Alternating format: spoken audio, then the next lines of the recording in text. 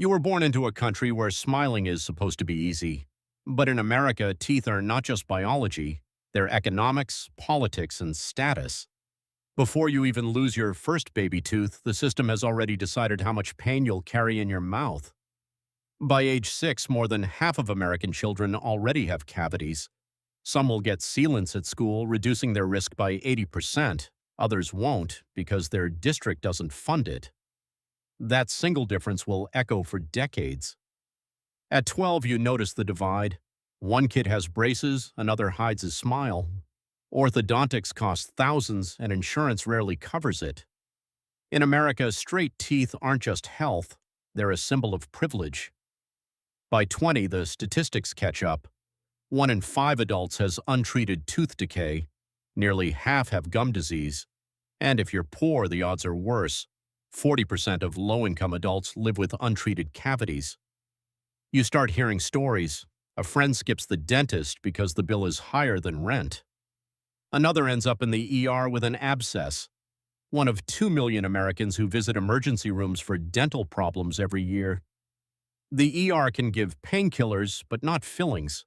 The infection waits. At 30, the crisis becomes personal. You learn that 72 million adults have no dental insurance, 3 times the number without health insurance. You realize dental care in America isn't health care, it's a luxury. The numbers are brutal.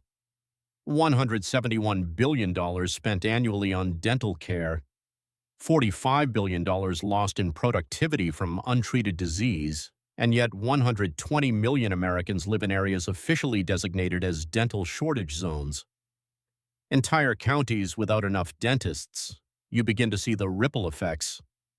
Gum disease isn't just bleeding gums, it's linked to heart disease, diabetes, even dementia. Oral cancer kills 13,000 Americans a year. Teeth are not separate from the body, they're the gateway. At 40, you notice the silence. Politicians rarely talk about teeth. Medicare doesn't cover routine dental care.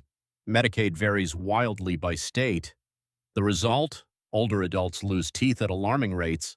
By 65, 1 in 9 is completely toothless.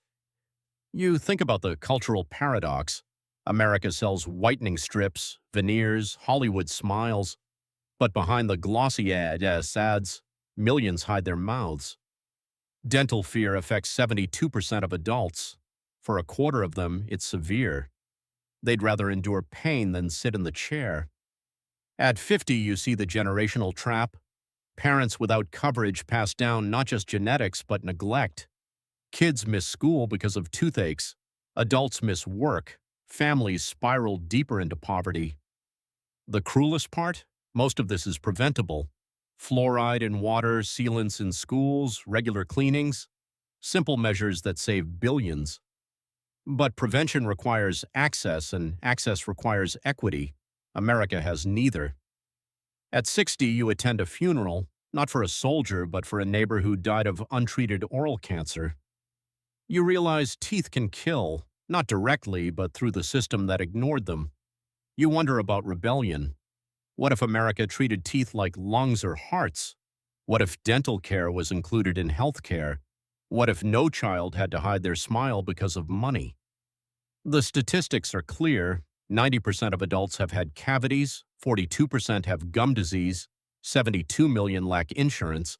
Every number is a story, every story is a mouth, and every mouth is a reminder that America's teeth are rotting not from biology but from policy. You sit in silence thinking about your own teeth. You realize they're not just enamel and bone, they're a mirror of a nation where smiling is easy for some, impossible for others.